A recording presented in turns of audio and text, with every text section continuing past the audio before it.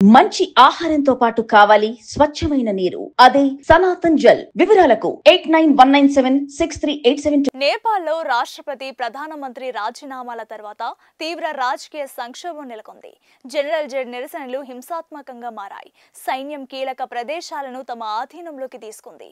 పశుపతినాథ్ ఆలయాన్ని కాపాడడానికి సైన్యం జోక్యం చేసుకుంది. సైన్యం శాంతియుత పరిష్కారానికి పిలుపునిచ్చింది. ఈ పెను సంక్షోభానికి నిప్పు రాజేసింది ఎవరో కాదు, జనరేషన్ జెడ్. అవును, మీరు విన్నది నిజమే.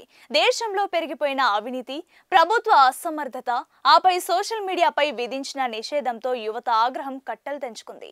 వేల లక్షల సంఖ్యలో రోడ్లపైకి వచ్చి ప్రభుత్వానికి వ్యతిరేకంగా నినాదించారు. మొదట శాంతియుతంగా మొదలైన ఈ నిరసనలు ఆ తర్వాత హింసాత్మక రూపం దాల్చాయి. శాంతి భద్రతలు పూర్తిగా క్షీణించడంతో రంగంలోకి సైన్యం దిగాల్సి వచ్చింది.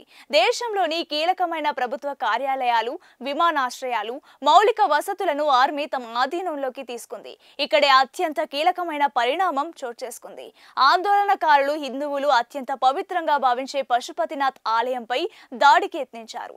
ఆలయ ద్వారాలను ధ్వంసం చేయబోగా నేపాల్ ఆర్మీ అడ్డుకొని ఆలయానికి పూర్తి రక్షణ కల్పించింది. పరిస్థితిని అదుపులోకి తెచ్చేందుకు Nepali army chief general Ashok Raj Sigdel స్వయంగా ప్రజల ముందుకొచ్చారు.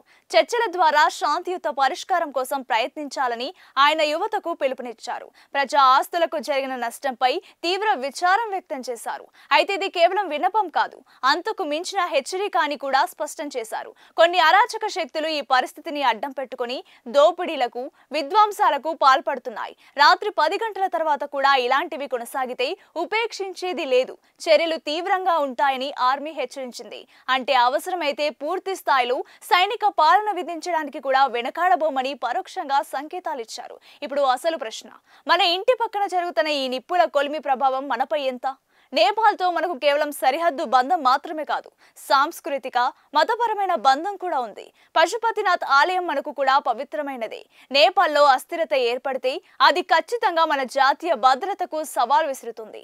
చైనా వంటి దేశాలు ఈ అవకాశాన్ని వాడుకునే ప్రమాదం కూడా ఉంది. మరి ఈ విషయంలో భారత ప్రభుత్వం ఎలా స్పందిస్తుంది? తదుపరి అడుగు ఏంటి? నేపాల్ భవిష్యత్ ఏంటి? ఇది తెలియాలంటే మనం వేచి చూడాలి. దీనిపై వచ్చే ప్రతి అప్డేట్ను మేము మీ ముందుకు తీసుకొస్తాం. ఈ విషయంపై మీ అభిప్రాయం ఏంటో కింద కామెంట్ చేయండి. మన ఛానల్ను సబ్స్క్రైబ్ చేసుకోవడం మర్చిపోకండి.